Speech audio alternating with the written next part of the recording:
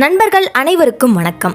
இறைவனினுடைய வழிபாட்டிற்கு உகந்த மாதமான இந்த அற்புதமான மார்கழி மாதத்துல ஆண்டாள் நாச்சியார் அருடைய திருப்பாவை பாசுரங்களை நாம ஒன்றொன்றாக பார்த்து வரோம். அந்த வகையில இன்று நாம பார்க்கக்கூடிய பாசுரமானது 6வது பாசுரமாக அமைந்திருக்கு. இந்த 6வது நாள் பாசுரத்துல ஆண்டாள் நாச்சியார் நமக்கு என்ன அருளி செய்திருக்காங்கிற பொருள் விளக்கத்தை பார்ப்பதற்கு முன்னாடி நம்ம பாடல் என்ன என்பதையும் பார்க்கலாம். புள்ளும் சிலம்பினக்கான் புல்லரையன் கோயிலில் வெள்ளை விழிசங்கின் பேரரவம் கேட்டிலையோ, பிள்ளாய் எழுந்திராய் பேய்முளை நஞ்சுண்டு கள்ளச்சகடம் களக்களிய காலோச்சி வெள்ளத்தரவில் துயிலமர்ந்த வித்தினை உள்ளத்துக் கொண்டு முனிவர்களும் யோகிகளும் மெல்ல எழுந்து அரி என்ற பேரரவம் உள்ளம் புகுந்து குளிர்ந்தேலோர் எம்பாவாய் என்பதுதான் ஆண்டாள் நாச்சியார் 6ஆம் நாள் நமக்கு அருளி செய்த பாசுரம். இந்த பாசுரமானது ஆண்டாள் நாச்சியார் அவர்களுடைய தோழிகளை எழுப்புவதாக அமைந்திருக்கு. இத்தனை நாட்களாக கண்ணனுடைய பெருமைகளை எல்லாம் சொல்லிக் கொண்டு வந்த ஆண்டாள் நாச்சியார் இந்த பாடல் முதல்ல இருந்து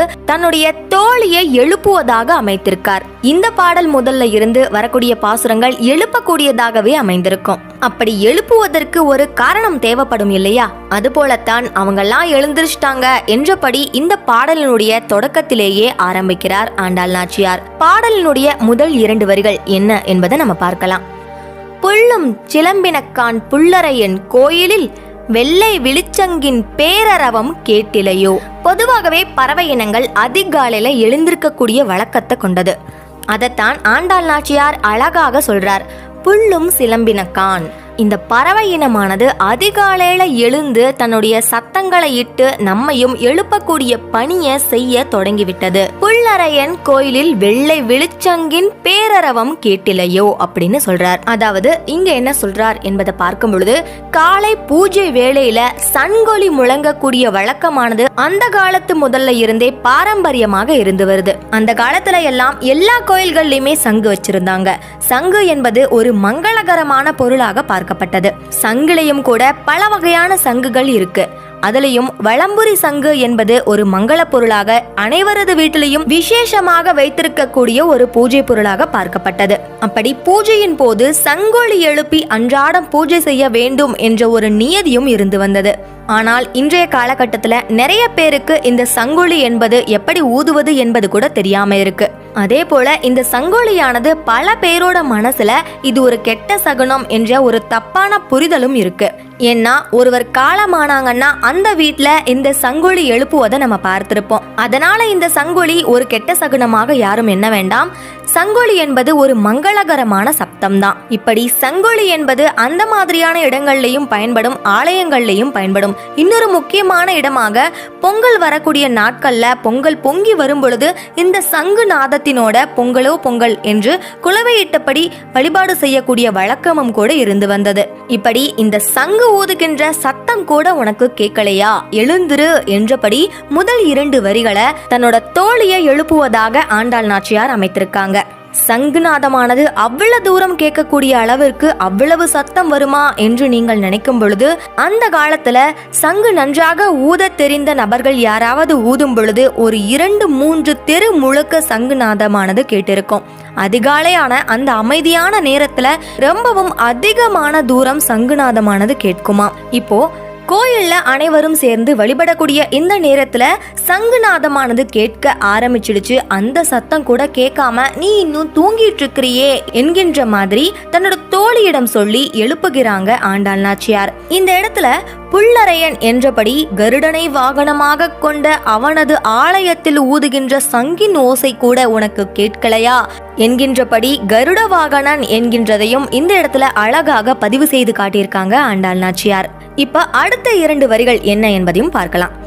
பிள்ளாய் எழுந்திராய் பேய்முளை நஞ்சுண்டு கள்ளச்சகடம் களக்களிய காலோச்சி. இந்த 2 வரிகளிலேயே மிகப்பெரிய 2 வரலாற்றை அடக்கியபடி அமைத்திருக்காங்க ஆண்டாள் நாச்சியார்.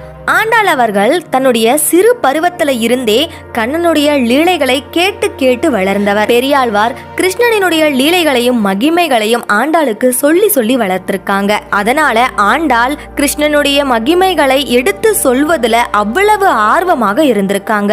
அப்படி தன்னுடைய இளம் வயதுல இருந்தே கண்ணனுடைய பராக்கிரமங்களை கேட்டு கேட்டு வளர்ந்த ஆண்டாள் இந்த பாவை பாசுரங்கள்ல அவரது மகிமைகளை அழகாக தொகுத்து நமக்கு வழங்கி இருப்பாங்க. அப்படித்தான் ஒரு மிகப்பெரிய வரலாற்றை இந்த 2 வரிகள்ல அடக்கி இருக்காங்க.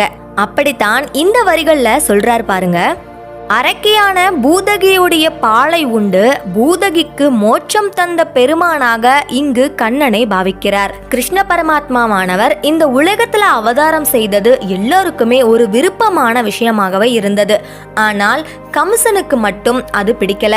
கிருஷ்ணனை எப்படியாவது கொன்னுடணும் அப்படின்னு ஒவ்வொரு நாளும் விதவிதமாக பிரச்சனைகளை அனுப்பி கொண்டேதான் இருந்திருக்காரு. சுவாமியும் ஒருத்தரையும் விடாம அத்தனை பேரையும் கொன்று யமலோகத்திற்கு அனுப்பி வைப்பாரு. அப்படித்தான் பூதனை என்கின்ற ஒரு அரக்கியும் இருந்தா. அவள் என்ன சொன்னா, மன்னனே நீங்கள் கவலைப்படாதீங்க, நான் சென்று அந்த குழந்தையை கொன்றுவிட்டு வருகிறேன் என்றபடி சொல்லிட்டு கிருஷ்ணனை தேடி ஆயர்பாடிக்கு வருகிறாள். அங்கு இருக்கக்கூடிய அத்தனை குழந்தைகளையும் தன்னுடைய தனபாரத்திலே ஆழகால விஷத்தை தடவி கொன்று குவிக்கிறாள் அந்த அரக்கி.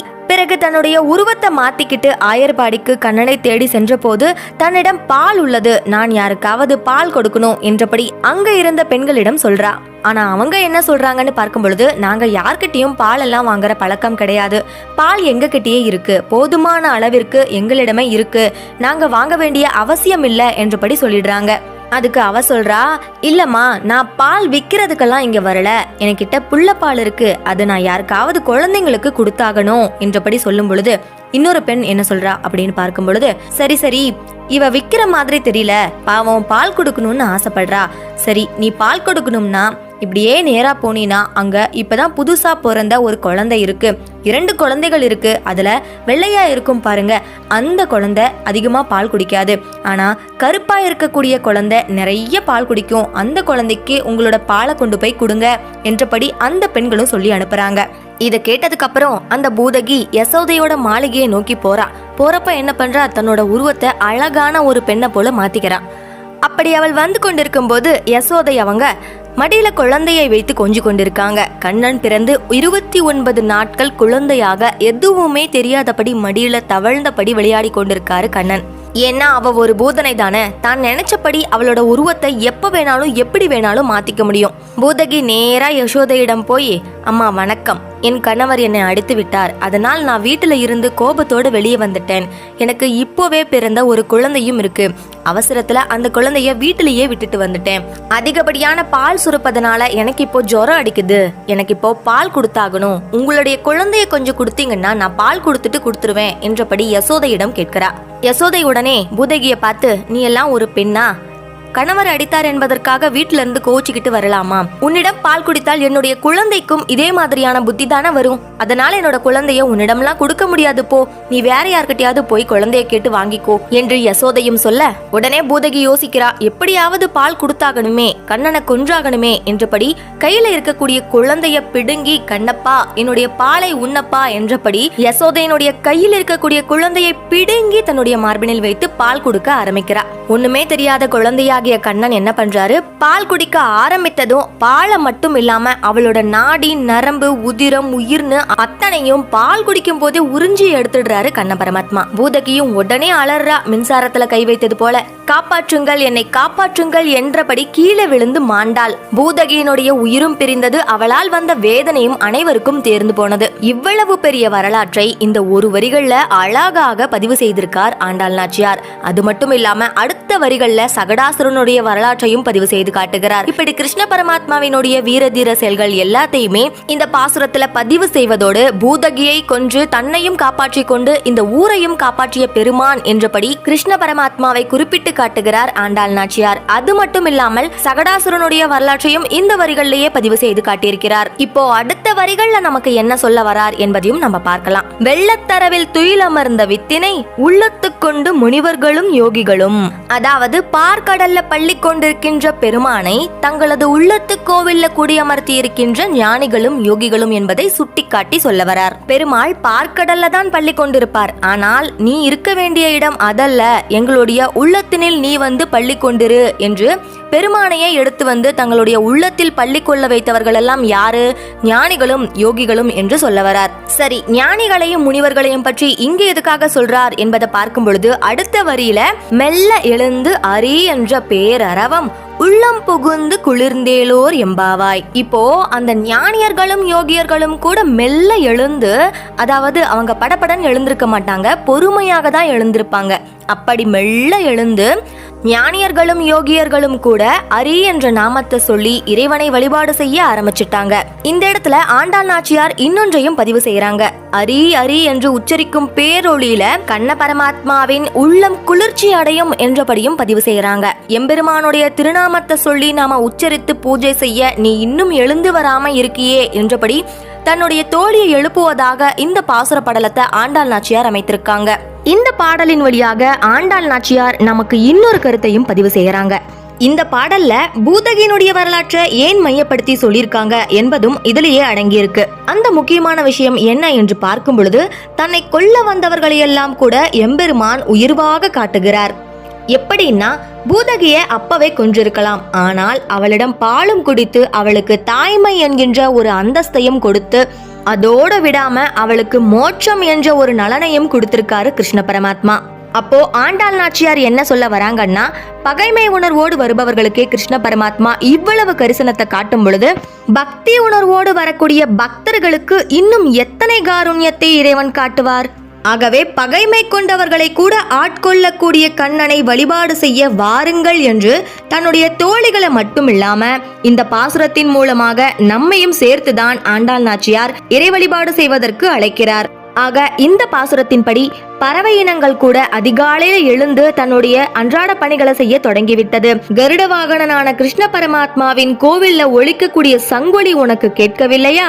பூதகியின் பாலை உண்ட பார்க்கடல் மைந்தனை மனதில் குடிக்கொண்டு எண்ணி எப்பொழுதும் துதித்து வழிபாடு செய்து கொண்டிருக்கின்ற ஞானியர்களும் யோகியர்களும் கூட எழுந்து வழிபாடு செய்ய ஆரம்பிச்சிட்டாங்க. அரி என்ற நாமத்தை சொல்லும் பொழுது அவனுடைய உள்ளம் குளிர்ந்து போகும். நீயும் என்னோடு எழுந்து வழிபாடு செய்ய வாராய் என்றபடி தன்னுடைய தோழியை அழைப்பதாக இந்த பாசுரம் அமைந்திருக்கு.